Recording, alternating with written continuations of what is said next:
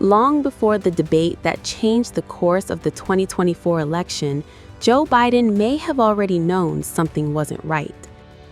At least, that's according to a new memoir, View from the East Wing, by former First Lady Jill Biden. In her newly released book, Jill reveals that just hours before Joe Biden's disastrous debate performance against Donald Trump, the then president quietly admitted he wasn't feeling well. Joe had told her, quote, "I don't know, I just don't feel well." It's a striking revelation about one of the most consequential nights of Biden's political career.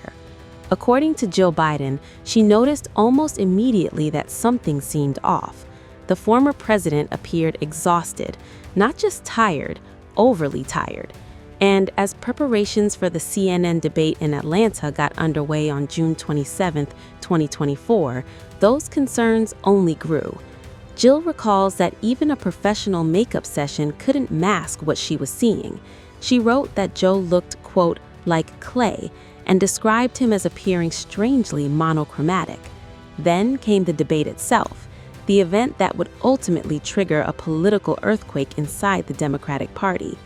Throughout the 90-minute showdown, Biden repeatedly appeared confused and disoriented, while Trump aggressively capitalized on nearly every stumble. At one point, Biden became visibly lost while discussing healthcare and taxes, before bizarrely declaring, quote, "If we finally beat Medicare." Trump immediately mocked the gaffe, responding, quote, "He beat Medicare, he beat it to death." Later in the debate, Biden completely lost his train of thought while discussing border policy, mumbling through a sentence so incoherent that Trump bluntly fired back, quote, "I don't think he knows what he said either." According to Jill Biden, the warning signs were obvious from the very beginning. Jill writes, quote, "I immediately noticed that Joe didn't look good. He didn't seem himself from the opening."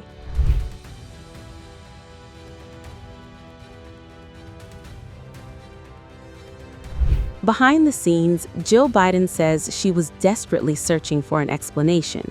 As her husband stumbled through the debate, she found herself wondering what exactly was happening. Was he seriously ill? Was he suffering a medical episode? Had something happened before he walked onto that stage? According to the memoir, Jill privately worried whether Joe Biden might be having a stroke. She even considered the possibility that he had somehow been drugged. In the days that followed, the White House struggled to explain what Americans had witnessed. Different explanations emerged. First, officials suggested Biden was battling a cold. Then, attention shifted to lingering exhaustion from international travel. Later, another explanation surfaced, that he had spent too much time preparing for the debate.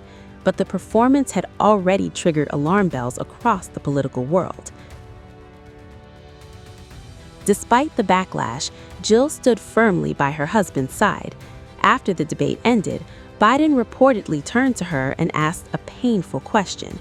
He asked her, quote, "I really didn't I?" Jill's response was simple. She said, "Yes, you did." But publicly, she continued encouraging him. Later that night, during a stop at a Waffle House packed with supporters, she praised his performance and attempted to reassure a deeply shaken crowd. Years later, Jill says she has no regrets about doing so. Appearing on NBC's Today Show, she defended those comments, explaining that she was supporting her husband in a difficult moment. She said, "I had to support him. I'm his wife." The fallout from that debate would be enormous. Democratic allies, donors, and party officials increasingly urged Biden to step aside. And less than a month later, on July 21, 2024, he did exactly that. According to Jill's memoir, the day after the debate, Biden delivered a heartbreaking admission. He told her, quote, "Jilly, I had no choice." And with that, one of the most dramatic chapters in modern American political history was set in motion.